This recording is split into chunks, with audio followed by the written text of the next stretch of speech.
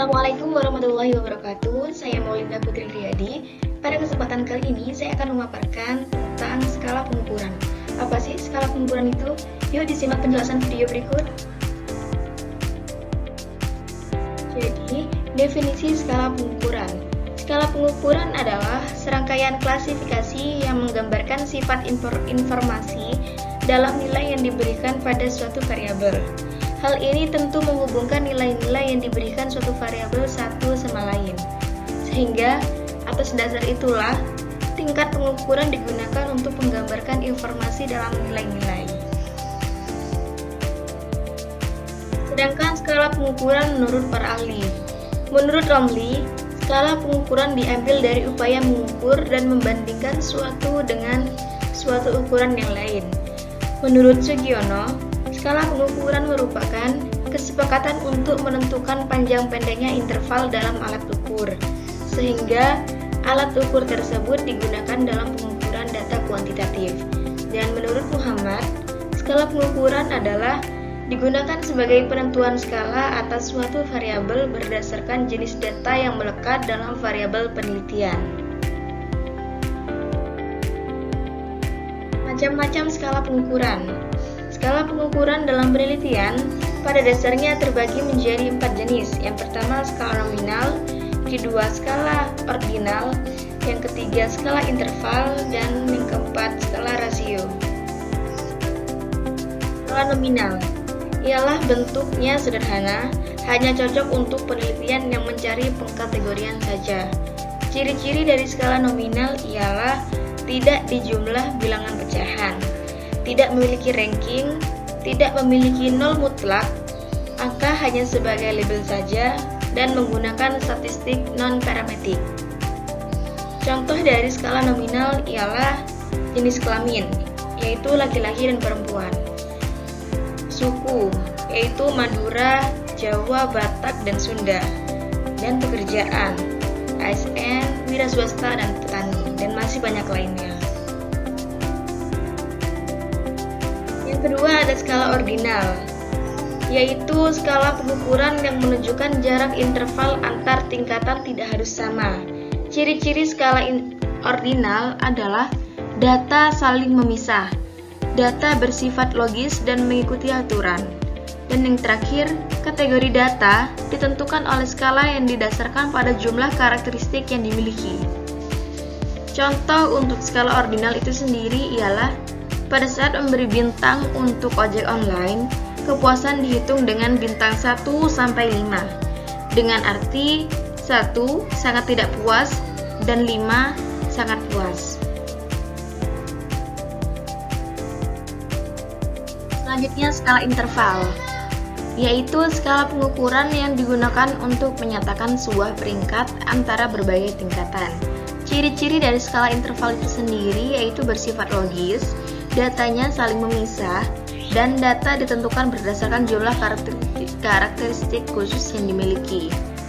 Dan angka 0 hanya menggambarkan titik pada skala, tetapi tidak memiliki nilai 0 yang absolut. Contoh untuk skala interval itu misalnya suhu. Suhu di kota A memiliki 15 derajat Celcius, sedangkan di kota B memiliki 20 derajat Celcius. Ada interval yang tetap, tetapi tidak bisa dikatakan bahwa kota B panasnya sekian kali dari kota A, karena derajat Celcius tidak mempunyai nilai yang absolut. Yang terakhir ada skala rasio, yaitu skala yang digunakan untuk mengukur data dalam penelitian yang lebih sering untuk membedakan, mengurutkan, dan membandingkan data. Ciri-ciri dari skala rasio yaitu data bersifat saling memisah, data bersifat logis dan mengikuti aturan, dan data ditentukan berdasarkan karakteristik khusus. Contoh untuk skala rasio yaitu berat badan. Misal, berat badan A itu 30 kg dan berat badan B 60 kg, maka berat badan A adalah setengah berat badan B. Selanjutnya ada macam-macam skala pengukuran dalam penelitian. Jika macam-macam skala pengukuran data ada 4, Maka skala pengukuran dalam penelitian juga dibagi menjadi 4 jenis. Yang pertama adalah skala Likert, yang kedua skala Goodman, yang ketiga skala semantik diferensial, dan yang terakhir skala rating. Yang pertama skala Likert. Skala ini digunakan untuk mengukur sikap, pendapat seseorang mengenai fenomena sosial. Skala Likert dalam penelitian fenomena sosial telah ditetapkan secara spesifik oleh peneliti yang disebut sebagai variabel penelitian. Dengan menggunakan skala Likert, maka variabel yang diukur akan dijabarkan sebagai titik tolak ukur untuk menyusun aspek berupa pernyataan, baik bersifat positif maupun negatif. Yang kedua, skala Goodman. Skala Goodman merupakan skala pengukuran yang tipenya peneliti akan menjawab jawaban dengan tegas. Data yang diperoleh pada skala Goodman berupa data interval atau serasio, dikotomi atau dua interval.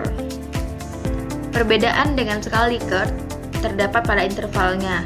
Jika skala Likert intervalnya 1, 2, 3, 4, dan 5, yakni sangat setuju sampai sangat tidak setuju, sementara pada skala Goodman intervalnya hanya setuju atau tidak setuju. Penelitian pada skala Goodman bisa dilakukan bila peneliti ingin mendapatkan jawaban yang tegas terhadap permasalahan yang jadi pertanyaan. Yang ketiga, skala semantik diferensial. Skala ini digunakan untuk mengukur sikap, akan tetapi bentuknya bukan pilihan ganda atau checklist, melainkan tersusun dalam satu garis kontinu yang jawabannya paling positif berada di paling kanan garis, dan jawaban negatif berada di kiri garis, ataupun sebaliknya. Data yang diperoleh dalam skala ini adalah data interval, artinya skala ini untuk mengukur sikap atau karakteristik tertentu yang dimiliki oleh orang-orang yang berbeda. Dan yang terakhir ada skala rating. Skala rating diperoleh melalui data kuantitatif yang ditafsirkan dalam pengertian kualitatif, sama seperti skala lainnya. Dalam skala rating ini, responden akan memilih salah satu jawaban kuantitatif yang sudah disediakan. Sifat dari skala ini adalah fleksibel dan tidak hanya dipakai untuk mengukur sikap, tapi untuk mengukur persepsi responden terhadap fenomena lingkungan. Selanjutnya ada metode skala pengukuran yang terbagi menjadi 3. Berbagai macam atau cara metode yang dilakukan dalam upaya untuk mentransformasi data menjadi data interval. Metode penskalaan tidak terlepas dari pendekatan yang digunakan. Terkait dengan pengukuran aspek psikologi, Torgersen mengelompokkan metode penskalaan dalam 3 metode, yaitu yang pertama ada metode penskalaan yang berpusat pada stimulus.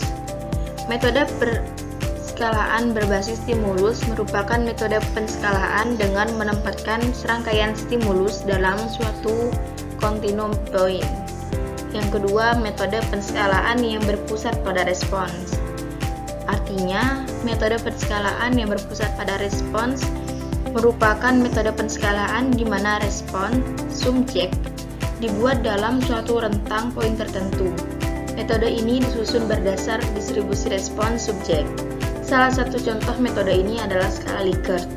Respons subjek diberikan dalam taraf persetujuan atau ketidaksetujuan dalam berbagai variabelnya ataupun variasinya.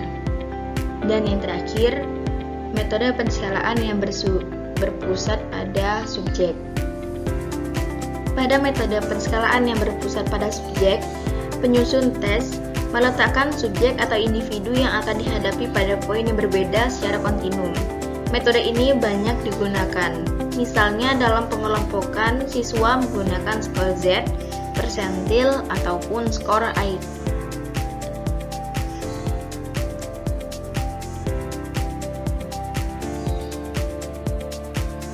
Demikian materi yang dapat saya sampaikan, kurang lebihnya mohon maaf. Wassalamualaikum warahmatullahi wabarakatuh.